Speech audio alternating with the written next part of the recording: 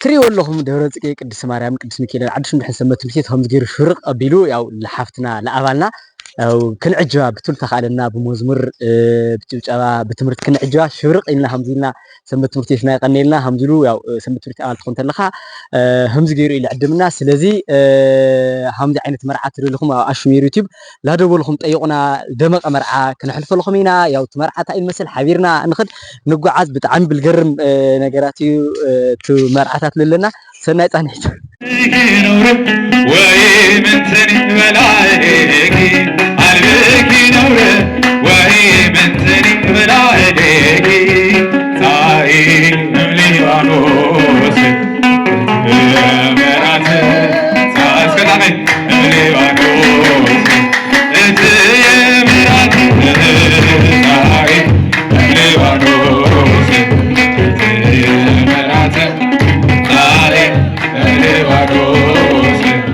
انت يا مراتي ويمنتني ملاهنيك عليكي نورك ويمنتني ملاهنيك تاي مليوانوس يا مراتي تاي مليوانوس شمبار كبرت بيس أشمير يوتيوب هم تري ولا لهم أفتو مرعى النبرة صانحيت كم زرق مو يمثل خمسة عينة مرعى تحلفوا تدلهم دولتها أو تحت سلكو تركز أفضل لهم لتم حواتنا لتم مرعى إلى عدمي تعنايها وبم سناي لخونة صانحيتها من نورة تسفاين قبر أشمير يوتيوب خزون سبسكرايب شير لايك لاجورهم لكل يسوي الكبات حجورنا كبرتي هذنا ترون أو لقطة هم تملولو تفعلوا حواتنا كنا رولهم هنا نزيك نقرر تخونا جن أو سبسكرايب سنالو سبسكرايب بمقارا يترسلوا سناي صانحيت سناي نعخاتو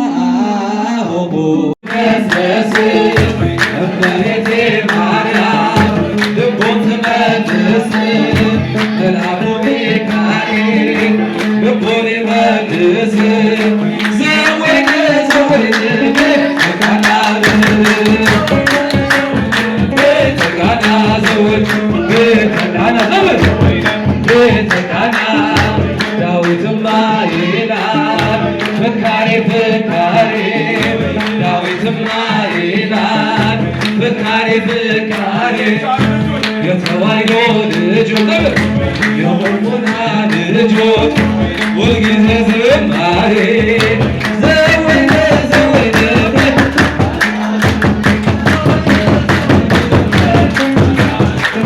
ቤተ ካህናት ቤተ ካህናት ሲበሉ ሲጠጡ እጅግ ደስ አላቸው።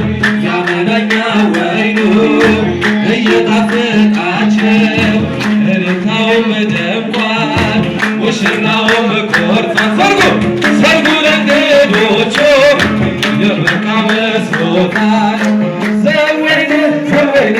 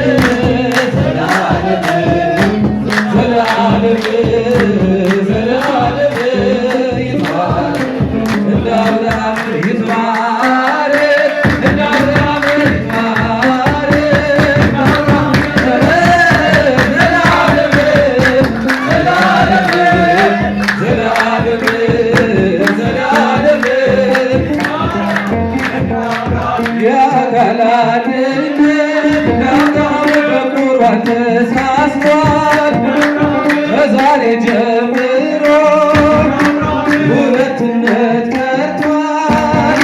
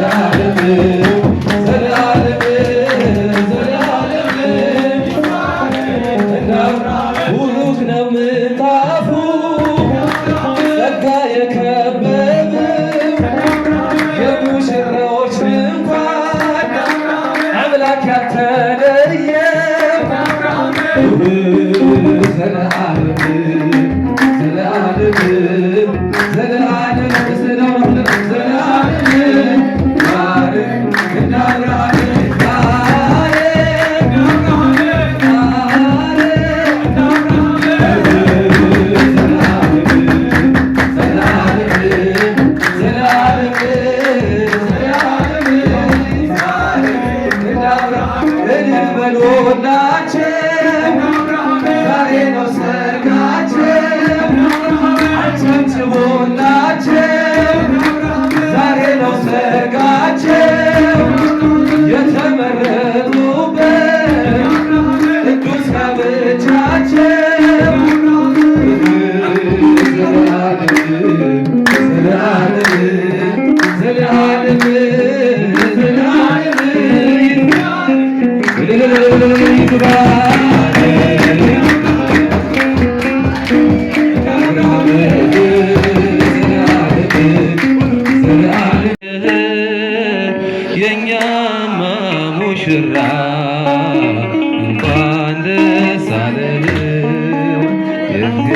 እግዚአብሔር ይመስገን እኛም ደስ ብሎናል። በቤተ ክርስቲያን ሰርጋችን ውብ ሆኗል። ሙሽራዬ ሙሽራዬ ሙሽራዬ አበባዬ ሙሽራዬ ሙሽራዬ ሙሽራዬ ሙሽራዬ አበባዬ ከጎንህ የምትሆን እህት አገኘህ የኛማ ሙሽራ እንኳን ደስ አለህ። እግዚአብሔር ይመስገን እኛም ደስ ብሎናል። በቤተ ክርስቲያን ሰርጋችን ውብ ሆኗል። ሙሽራዬ ሙሽራዬ ሙሽራዬ አበባዬ ሙሽራዬ ሙሽራዬ ሙሽራዬ ሙሽራዬ አበባዬ እንደ ነፍስህ አድርገህ እንድትወዳት አደራ ሰጠን። በጌታችን ፊት እንድታስቢበት አንቺ ላካልሽን አደራ ትላለሽ እንግዲህ እናትሽን ሙሽራዬ ሙሽራዬ ሙሽራዬ አበባዬ ሙሽራዬ ሙሽራዬ ሙሽራዬ አበባዬ በሥጋ ወደሙ ሕይወት አግኝታችሁ ፍሬያችሁም ይብዛ ይባረክ ጓዳችሁ አምላክ ያለበት ነው ይሄ ጋብቻችሁ እስከ መጨረሻው ኑሩ ደስ ብላችሁ ሙሽራዬ ሙሽራዬ ሙሽራዬ አበባዬ ሙሽራዬ ሙሽራዬ ሙሽራዬ አበባዬ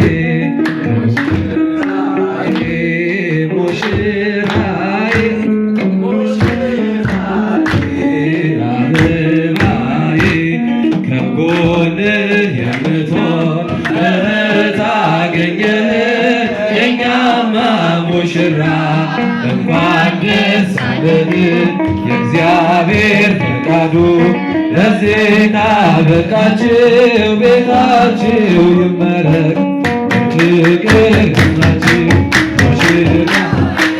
ሙሽራዬ ሙሽራዬ አበባዬ ሙሽራዬ ሙሽራዬ ሙሽራዬ ወንድም አግኝተሻል ዘመን የሚያስብልሽ የኛማ ሙሽራ እንኳን ደስ አለሽ። እግዚአብሔር ይመስገን ብለናል ዘመን እኛም ደስ ብሎናል። በቤተ ክርስቲያን ሙሽራዬ ሙሽራዬ ሙሽራዬ አበባዬ ሙሽራዬ ሙሽራዬ ሙሽራዬ ስንቱን ተራራ አልፈነዋል በሰገነት ላይ አቁሞናል። እስኪ እንዘምር በደስታ ሁሌ ታማኝ ነው የእኛ ጌታ ከኛ የሆነ ምንም የለም። ተመስገን ጌታ ለዘላለም ሥራህ በምስጋና በሙሽሮች ላይ እንደገና ይህን አደረገ ሃሌሉያ በሉ። እግዚአብሔር ታላቅ ነው ሁልጊዜ በቃሉ ሙሽሪት ሙሽር እንኳን ደስ አላችሁ የያዕቆብ አምላክ ሞገስ ሆነላችሁ። የማይሆን መስሎ የታየን በእግዚአብሔር ሆኖ ስላየን እንደ አሳፍ ልጆች ተሰልፈን ስሙን በቅኔ ለማመስገን የተባረከ በመዳፉ ቅኔን ያፈሳል ሁሌ ባፉ። ከመላእክት ጋር አንድ ሆነናል የእግዚአብሔር ሥራ መስጦናል።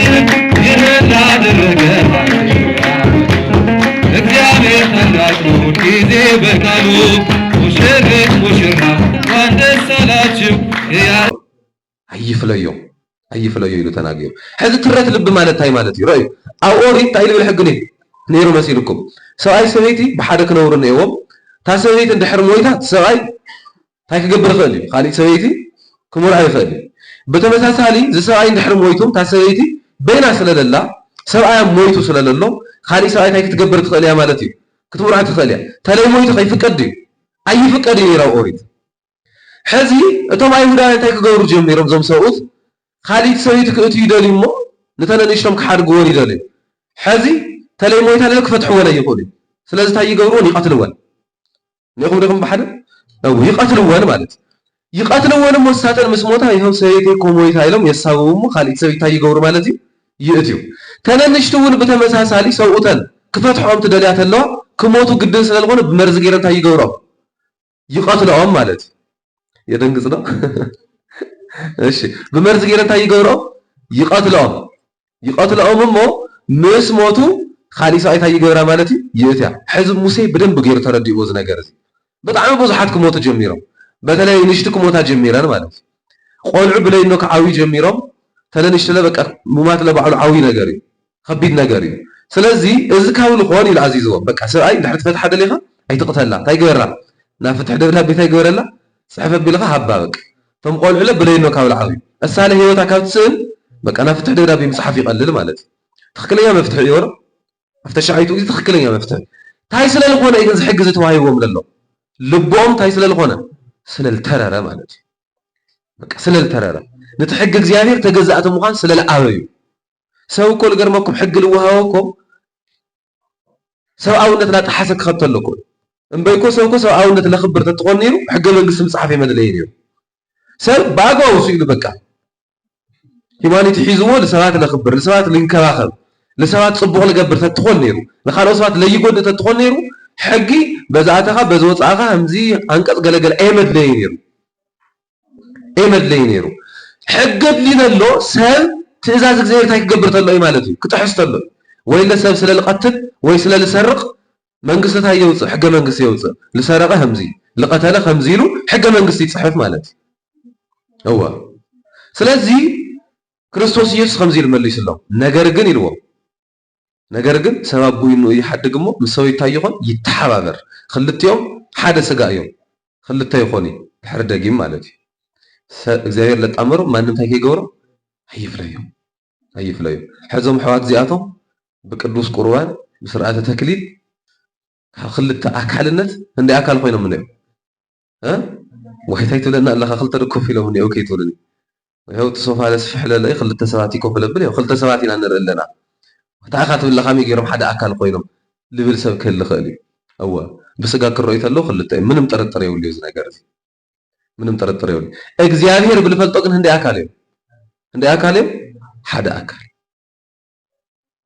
ሓደ ኣካል እዮም። እዞም ኣካላት እዚኣቶም ሓደ ኣካል ክልተ ዘመዝ ሕዚ መፅሓፍ ቅዱስ እንታይ ይብል መሲልኩም?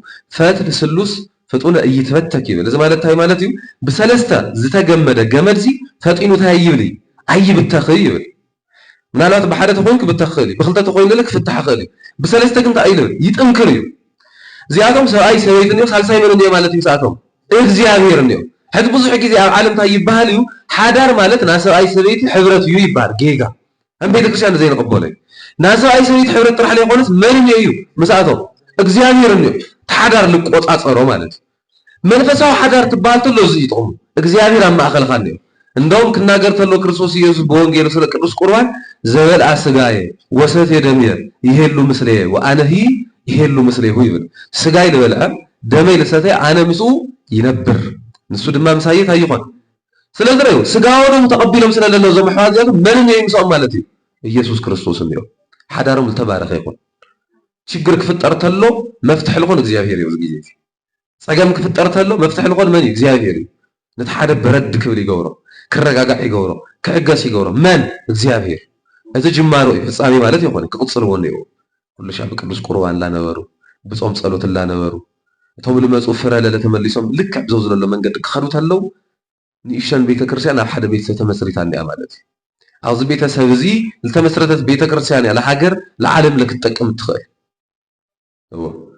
ስለዚህ ዘመው ዘሎ ሓደ ኣካላት እዩ ስለዚህ እግዚአብሔር አጣሚሮም ይለሎ ማን እንታይ ክገብሮም ይውሎም ቤተሰብ ክፈል ተሞክሩ እግዚአብሔር ካብ ርእሱ ይወርድ በቃ ዝሰብኣይኹ ወይ ዛሰበይትኻኮ ላበለ ንዝምጥል ኣብ ማእኸል ሓዳር ከኣትል ሙክር እመኑ ኣይትእመኑ እግዚአብሔር ኣይሓድጎይ ካብ ህይወት ይለጉድሎ ዓርክ ኮይኑ ዛሰበይትኻ ዝሰብኣይኺ እላበለ ክፈላለ ሙክር ችግራቶም ባዕሎምና ባዕሎም ጥራሕ እዮም ክፈትሑ ልግባእ እርስ በርሶም ተነጋጊሮም ልኾነ ምኽሪ ማዓዳ ተድይዎም ናብ ወለድ ምኻ ፀገም ይብሉ ሓሳብ ንምቕባል ተኾይኑ ምኽሪ ንምቕባል ተለይ ኮይኑ አለበለዚያ ናይና ሓሳብ ተለይ ተቀበልኩም አይባሃል እሳቶም ድሕር ደጊም ልመስረትዎ ህይወት ስለለሎ ማለት ድሕር ደጊም ታሰበይት ናመን ቃል ያትሰምዕ ናሰብኣያ ሰብኣይ ለና መን ቃል ናሰበይቱ መጽሐፍ ቅዱስ ታየ ስምዒ ወለትየ ወርኢ ወአጽምዒ እዝነ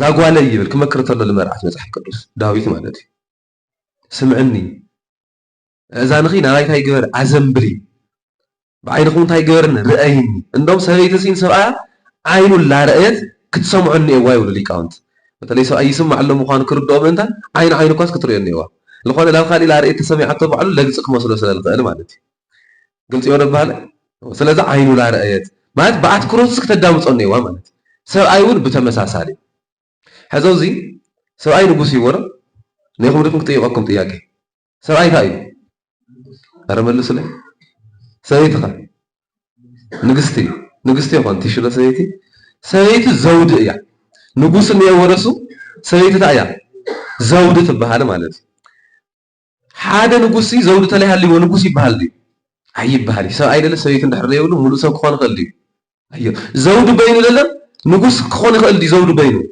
لقورو حدا اكل كلني وما تاسويتم بلي سوات هي تقوني مالتي ስለዚህ ሰቤት ንግስኑ ያል ሓደ ሰብኣይ ብልጽግኑ ያል ሓደ ሰብኣይ እንደውም ኣብ ሓደ ጠንካራ ወድስ በስተጀርኡስ ሓንቲ ጠንካራ ሰበይት እኒኣ ይባሃል ልባሃል ጠቕስን ኢሉ ዝኾነ ጠቕሲ ብዙሕ ግዜ ልንገረ ማለት እዚ ማለት ኮ ታ ሰበይት እዚ ዘውዲ እያ ንያ ያው ጎኑ ለእያንዳንዱ ስኬቱ ሳያ በስተጀርባ እኒኣ እሳ እያ ማኔጅ ትገብረላ ለዝወዲ እዚ እሳም ብተመሳሳሊ ትኸብር ትኾርዕ ብመን እያ ብሰብኣያ እያ ትሕበን ማለት እዩ رغم እግዚአብሔር ለጣመሩ ሓዳር ትኾን ተሎ ዝነብ መዘለለው ነገራት ጠቕምታት እንየዎ ማለት እዩ ሞ በእውነት ሓዳሮም እግዚአብሔር አምላክ ይባርከልና ሓዳር አብርሃም ሳራ ይገበረላቶ ያ መርዓ አብርሃም ሳራ ይባሃል አብርሃም ሳራ ትምርዑ ተሎ መጽሐፍ ቅዱስ የተገለጸ ጣዖት የምለምሉ ኾነ ይረም መጀመርያ ድሓረ የምላው እግዚአብሔር አምልኮ መጽሐፍ ድሕር ላ እግዚአብሔር አምልኮ ምንጾም ግን ሓዳሮም ዝተባረኸ ነይሩ ጎይታዬ ቤቴላ ተባለ ነው ነይሩ ስለዚህ ሰብኣይ ሰውይታ ይከብላነይዎ ቤታይ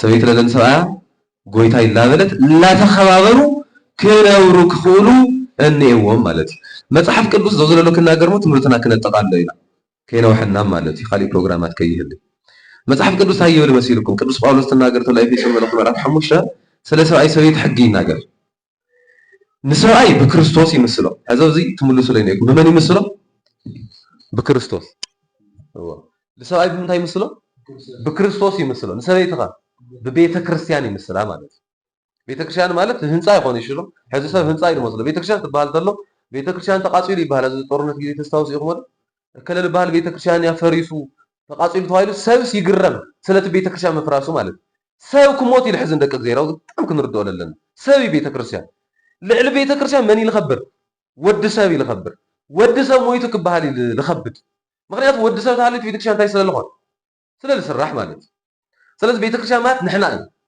ክርስቲያናት ኢና ቤተ ክርስቲያን ማለት ስለዚህ ሰብኣይ በመን ይለኩም በክርስቶስ ይመሰልሞ ሰበይት ለለ በቤተ ክርስቲያን ትመሰል ባና በክርስቲያናት ማለት ካውታ ይብል መጽሐፍ ቅዱስ ሰብኣይ ይብል ሰብኣይ ልክ ክርስቶስ ንቤተ ክርስቲያን ሞይትላ ወረ የሞተላ አይደል ምንታና ሞይቱ ምንታና ተሰቂሉ እንደውም ኣብዚ ዕለት እኮ ልደት ኢልና ኢና ንዝክር ለለና ልደት ማለት እኮ ክርስቶስ ኢየሱስ ምንታ ዓለም ድሕነት ልክብል እንታይ ኮይኑ ተወሊዱ ኢልና ኢና ንኽብር ለለና ሰው ኮይኑ ማለት ክሳብ ሞት ለለ ተዓዚዙ ደም ኣፍሲሱ ንዓሾኽ ኣክሊል ገይሩ ክሳብ ነርቭታቱ ለኹ ተገሪፉ ብጅራፍ ትጅራፍ ክግረፍ ተለላ ጫፉ ትጅራፍ በላሕቲ ነገራት እንይዎ ንትስጉ መንጭቆ ይውፅኦ ነይሩ ይለና እንደው ዕፅምቱ ክሳብ ንርአ ክርስቶስ ኢየሱስ ተገሪፉ ኣብ ቀራንዮ ኣደባባይ ዕርቃኑ ተቸንኪሩ ተሰቂሉ ዓቕሚ ህምለ ይብሉ ኣካል ሞይቱ የተረፈ እንታይ ኮይኑ ማለት ዳግም ካብ ሞት ማእኸል ተላዒሉ ማለት ክብሪ ምስጋና ለኣምላኽና ይኹን ሪኹም ዶ ክሳብ ሞት የፍቂርዋ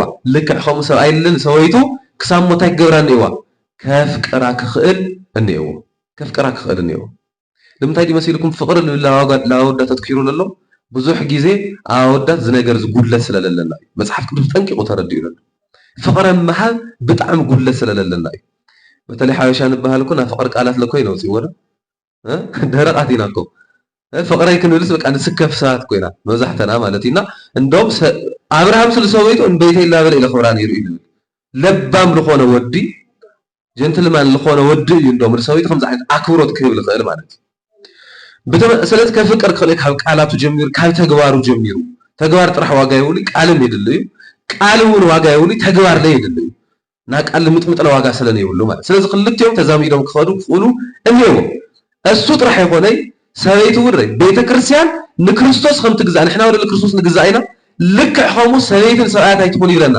ትገዛእ ይብል ትገዛእ ማለት ትረገፅ ማለት ይኾነ ሽሮ ሓደ ሓደ ኢሉ ትርጉሞ እኒኦ በቃ ኢልካ ጨቆና ማለት ይኾነ እሱ ይኾነ ሰብኣይዚ እንድሕረ ፍቂርዋ ኮይኑ ፍቅርና እንዲ ተባሂሉ ወር እንድሕረ ፍቂርዋ ኮይኑሲ ልጭቆና ይመስለኩም ደል ሰበይቱ ኣይጭቆናይ ስለዚ እምበይተይ ላበለ ክንከባኸባ ኩሉ ነገር ክገብር እዩ ስለዚ እታ ሰበይት ከይትሰጥጥ ምእንታን መፅሓፍ ቅዱስ ታይልዋ ማለት ይሳለ ትገዛእ ሳለ ኣይ ጎይታ ይዳ ኣነባ ስለዚ ፍቅርታ ይኾን ማለት እዩ ይጥዕም ማለት እዩ ፅቡቕ ይኾን ማለት እዩ ስለዚ ሰብኣይ ሰበይት ብከምዚ ዓይነት ኣክብሮት ክነብሩ ክኽእሉ እኒኤዎም ምናልባት ኣብዚ ዘሎ ስርዓተ ጋብቻ እዚ ዝፈፀሙ እዚ ዕለት እዚ ክቡራት ኣሕዋት እኒአውና ቀዲሞም ለለ ኣብ ሓዳር ውሽጢ ለለው ኣሕዋት ወገናት ለለ ክህልዩና ክእሉ እዮም እሱ ጥራሕ ይኾነ ካብ ብሕዚ ለለ ዝሓስቡ ለለው ለለ ክህልዩ ይኽእሉ እዮም ኣብዚ ጎኒ ምናልባት ሃሊኻትኩም ማለት እዩ ነብርሽ ስለዚ ኣቶም ላብ ሓዳር ገና ለለኹም ለለ እግዚኣብሔራዊ ዝኾነ ሓዳር ተትመርፁ እግዚኣብሔር ለለዎ ዝተባረኸ ዝኾነ ሓዳር ንዘለኣለም ፍፁም ኮይኑ ዝነብር ሓዳር ፅቡቕ ዝኾነ ፍረ ዝፈርየሉ ሓዳር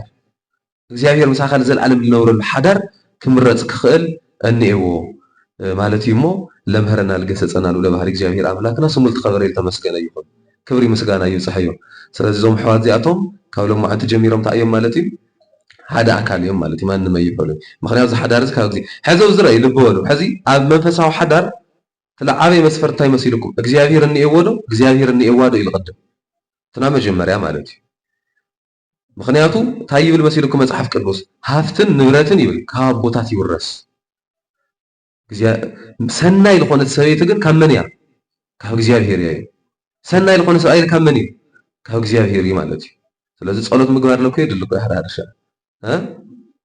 ምልማን ላይ የድሊ ትዑይ ሰብኣይ ሕዚ ግን እዚ ክበሃል ከሎ ፐርፌክት ዝኾነ ሰብኣይ ለለ የለ ሽሎ ፐርፌክሽን ኣብ ሰባት የለ ይብስሩሎ ሙሉእ ዝኾነ ፍፁም ዝኾነ ሰብኣይ የለ ከምዚ ሓንቲ ሰበይትስ ናብ እግዚኣብሔር ከይዳሲ እግዚኣብሔር ሆይ በቃ ቆንጆ ዝኾነ ግርማ ሞገስ ለለዎ ሃፍታም ምሁር መንፈሳዊ በቃ ሕቁፍ ለብለን ድግፍ ለብለን ሓቂፉ ለደቀሰኒ ፍትፍት ኣቢሉ ለኮልሰኒ እግረይ ሕፅብ ኣቢሉ እንትን ዝገብረኒ ዓይነት ሰብኣይሲ ሃበኒ ኢላቶ ፈጣሪ ፈጣሪ እንታይ ኢልዋ መሲልኩም ኣይ ከምኡ ዓይነት ሰብኣይ ተግኒ ክል ኣይንገርኒ ኢልዋ ማለት እዩ ስለዚ ኣይግናይ ማለት ምሳሌ እዩ ሽሎ ምሳሌ እዩ ስለዚ ኣይግናይ ከምኡ ዓይነት ሰብኣይ ስለዚ ኣብ ሰባት ፐርፌክሽን ስለለየለ ስለዚ ሎማዓንቲ ኣሕዋትና ለለ ዘዋና መልእኽቲ እያ በቃ ምክኣል ህም ለለዎ ሓዳር ኢልካ ላስሓቕካ ምንባር ለየ የለ ሓዳር ከም ትፈልጥዎ ግድን እዩ ግጭት ከጋጥም ዝኾነ ፍሕፍሕ ከጋጥም ግድን እዩ እሱ ግን ልክዕ ከም ሃፍቲ ተጠቒምካ ላተኸኣልካ ኢሉ ክወድ ማለት እዩ ካብኡ ድሓረ ኢኻ ላትሞረድካ ላትስተኻኸልካ ላተዋሃድካ ትኸድ ማለት እዩና ዘው ዘሎ ነገር ዝህም ለሎ ክንኣምን ክንኽእል እኒኢና ስለዚ ሓዳር